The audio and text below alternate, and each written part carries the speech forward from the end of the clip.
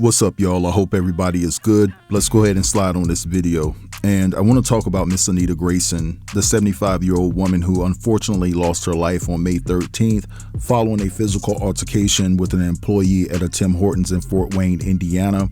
Now, this situation right here has really triggered me because I've read a bunch of comments, and I'm just going to tell you, it's really pissing me off. So first and foremost, I used to live in Jeffersonville, Indiana back in 2011 and 2012. And so I'm very familiar with the state of Indiana.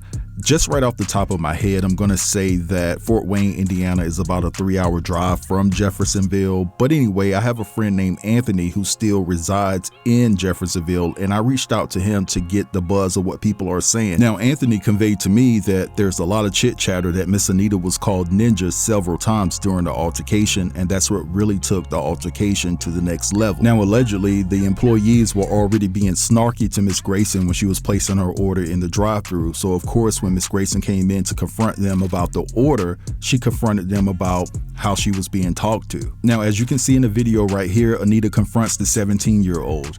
Then all of a sudden, the 20-year-old steps up to the plate by the name of August Horner. She's the manager, and this is the lady that actually put pause on Anita. Now, there were a lot of my people that were in the comments on the Neighborhood Talk that posted this video saying that Anita got what she deserved because she put pause on them first. No, she did not. It was the 20-year-old manager that was up in Anita's face that was trying to insert her dominance, and she put her hands on Anita, and that's when Anita pushed her back.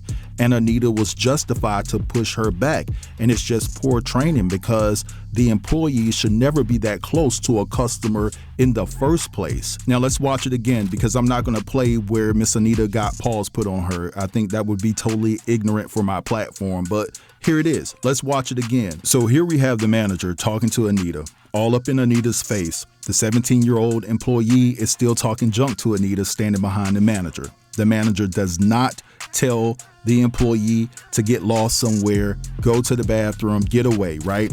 This is a mistake. This is a very, very big mistake here. And then all of a sudden, this is when the manager puts her hands on Anita as if she's trying to push her back a little bit. And that's when Anita pushed her. Let's look at it again. Contact by the manager, Anita pushes back. Let's look at it again. Contact by the manager, Anita pushes her back. Now, I don't know what the manager said to Anita to make Anita go ahead and take that swing, but the initial contact was made by the manager when she gave Anita that slight push. So at that point in my mind, Anita has every right to defend herself from that point on. You have two individuals going against a 75-year-old lady over some coffee and donuts. For real? Anyways, check out this clip and I'll be back. Boost this because it needs more attention. I'm going to show you this and then I'll be back with thoughts. This is 75-year-old Anita Grayson, and she was beaten to at a Tim Hortons by an employee here in Fort Wayne, Indiana on Lima Road. This happened a week ago. There have been no arrests. Our local news stations have barely spoke on this subject at all. They actually labeled it as there was an altercation resulting in this woman's death, but the video came out today, and what we all saw, that there was no altercation. Yeah, you could see that there was like some words being exchanged, and this is the funky ass employee that decided to put her hands on 75-year-old Anita Grayson and beat her to Now, I have seen the video and I'm not going to play it, but I can tell you what happens. Anita is having a confrontation with them outside of their counter. They're behind the counter. You can see there's like heated words exchanged. That young girl steps up to her, puts her hands on Anita, and then at some point, Anita pushes her back for that. That girl pops back and is right in Anita's face and allegedly used a racial slur, at which time Anita takes a swing at her. And then that girl takes Anita to the ground and starts hitting her a lot, it would seem. And then as she's laying there, after the fight has ended, all the employees seem indifferent. They threw her keys, they throw her purse, they leave her laying there. Now, when I saw the story, it reminded me of a situation that had happened in Florida about 4 years ago, where a Dunkin' Donuts employee was charged with manslaughter after punching an elderly customer. 77-year-old Vonell Cook walked into the Dunkin' Donuts upset about customer service. The young black employee was trying to get him to leave, was trying to help him out the door, at which point Mr. Cook used a slur. And that employee's response was to him one time. That elderly man fell to the ground, hit his head, and 3 days later, he died from that. And then that employee was charged with manslaughter. Ultimately, he pled guilty to felony battery, obviously extenuating circumstances, etc. But he was charged with manslaughter. They really didn't hesitate on that. So just to review, black employee called a racial slur by an elderly white customer, hits him, causes his death, charged with not black employee in the face of a black customer allegedly uses a rape. That customer swings at her, and then she hits her multiple times, resulting in her death. And she isn't charged. Everyone's watching. We're going to make sure this gets out here. You all need to do the right thing. It doesn't matter that it was an accident. You still have to face the consequences of that. Now, Michael, which probably some of y'all refer to him as Tizzy, that's his social media name, TikTok and abroad, he's heard the same thing that Anita was called a ninja before she stole off on the manager, right? That really ticked her off to the 10th power. And it's so sad to see that so many people that have the same hue as me are in the comments saying that this 75-year-old lady deserved what she got without really looking at the video. And let me make it clear once again, I'm talking to the individuals that said that Anita actually put hands on the actual manager first. No, she did not. What is wrong with today's youth? They have no respect whatsoever. Are they the product of their mother and father leaving them at home by themselves when they were just toddlers to go party and things of that nature, no direction in life? I just don't understand the lack of respect today, right?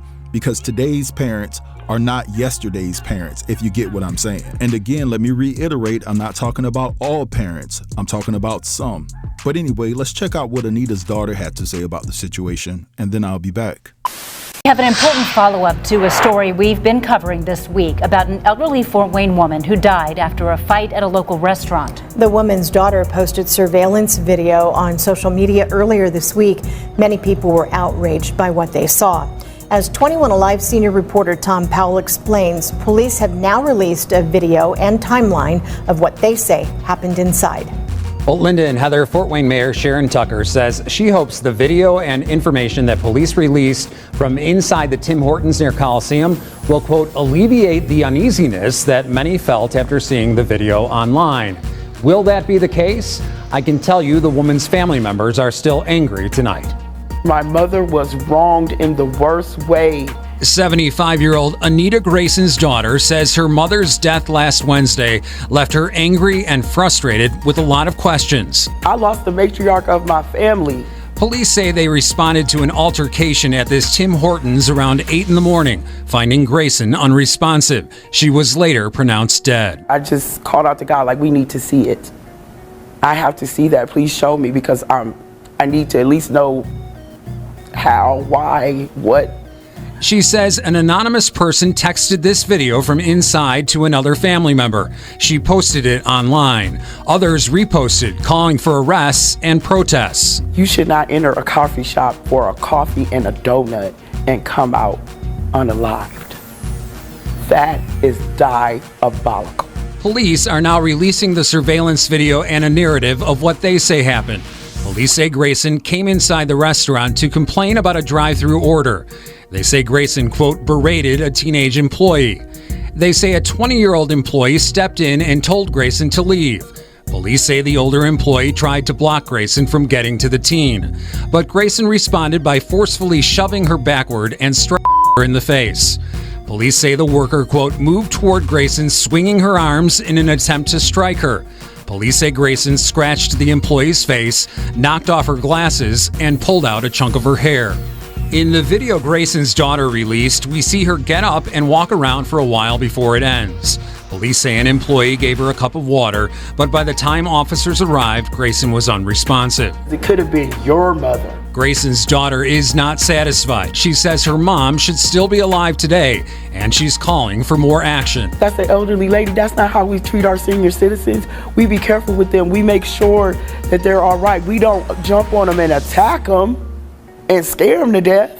Now, police say the investigation will be turned over to the Allen County Prosecutor's Office for review.